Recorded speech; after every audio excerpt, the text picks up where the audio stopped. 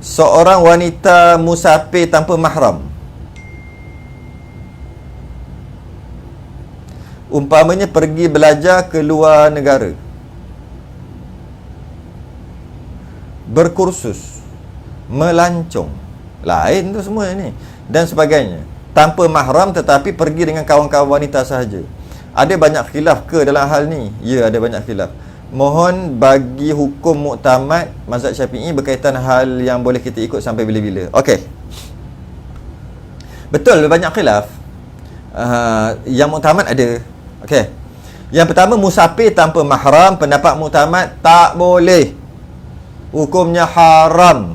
Rukhsah tak dapat. Kalau dia nak tayamum tak boleh. Kalau nak tayamum tak boleh. Tak boleh tayamum, tak sah tayamum, kan tak boleh, tak sah tayamum, sebab tayamum tu rukhsah. Kalau nak jamak tak boleh, nak qasar tak boleh, sapu khuf tak jadi 3 hari. Janji apa saja rukhsah kemudahan yang orang musafir dapat, dia tak dapat. Sebab musafir dia musafir maksiat nama dia, musafir tanpa mahram. Satu. Dia kata umpama belajar luar negeri. Umpama belajar luar negeri, lain cerita dia. Ketika dia dalam perjalanan nak pergi ke luar negeri, namanya musafir. Ketika itulah haram. Haram bermusafir. Bila dia sampai, namanya mukim. Bila mukim tak haram dah. Yang haram musafir aja. Jangan kata haram dia belajar pula kat situ. Haram dia belajar luar negara 3 tahun, 300 tahun duduk dalam dosa. Tidak, jangan salah faham gitu. Sebab tu kata setiap ni berbeza hukum. Yang haram cuma musafir tu aja. Masa musafir, berapa lama musafir? Perjalanan berapa lama? Perjalanan memakan masa 18 jam. Maka 18 jam dosa. Kata dia nak pergi belajar luar negara tanpa mahram. Ketika dia musafir, berdosalah 18 jam. Tak bolehlah buat rukhsah-rukhsah tadi semua. Kemudahan-kemudahan yang sepatutnya agama bagi orang musafir tak dapatlah kat dia.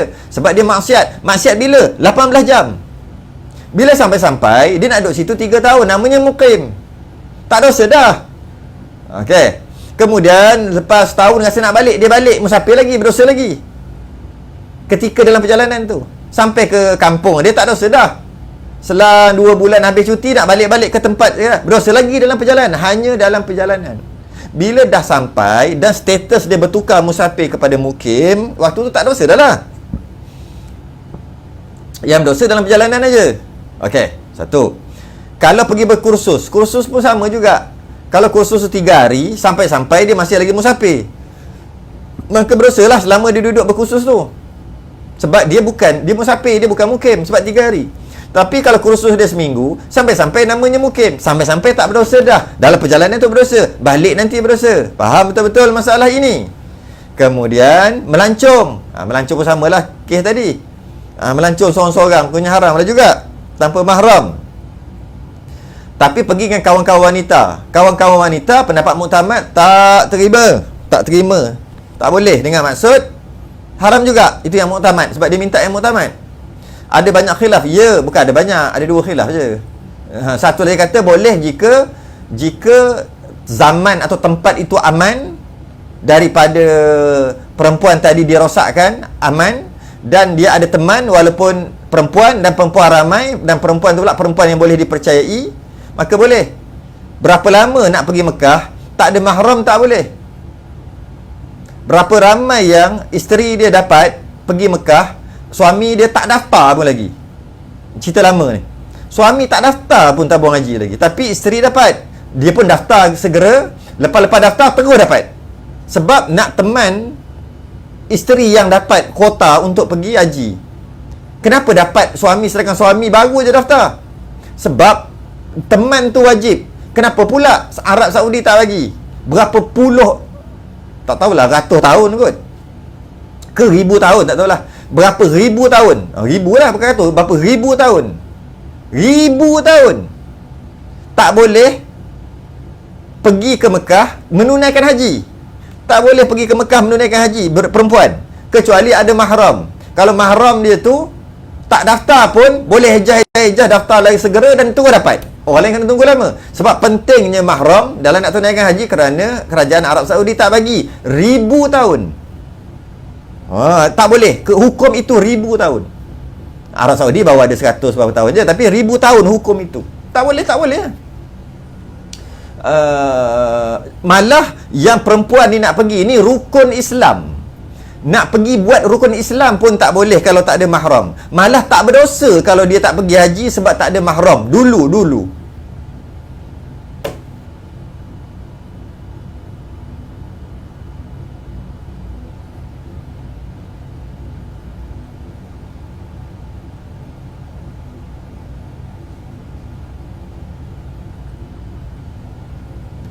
Cobaan. Boleh ke tak boleh? Oh, orang tengah sedap-sedap jawab yang Mekah ni. Putus ke tak putus ke, apa cerita ni? Sekejap, saya nak check dulu. Okey ke tak okey? Okey ke tak okey? Okey ke tak okey?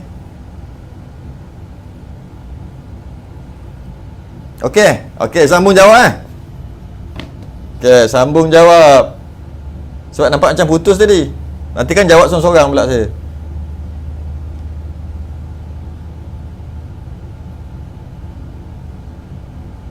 Saya nak tunggu orang jawab dulu. Boleh on ke tak on? On pula. Apa ni? Putus ke tak putus? Baru saya sambung jawab soalan. Nanti kan cakap seorang-seorang. Tak ada lagi yang bagi feedback?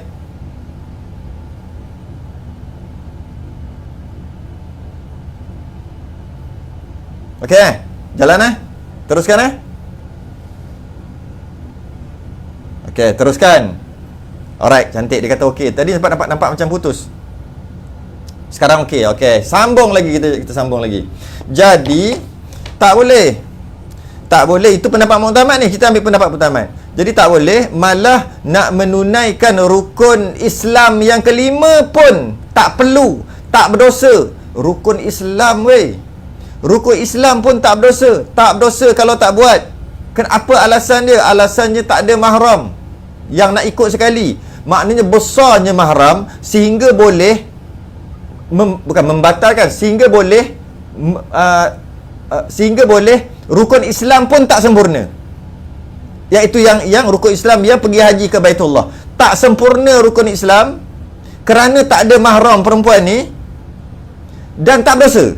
Maknanya dia boleh menolak rukun Islam. Pentingnya mahram ni. Sehingga boleh menolak rukun Islam yang kelima. Dan tak berdosa pula tu. Rukun Islam tu. Okey.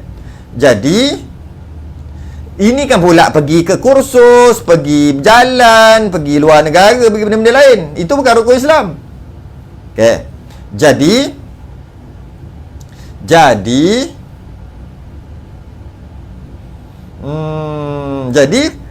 tak boleh. Okey.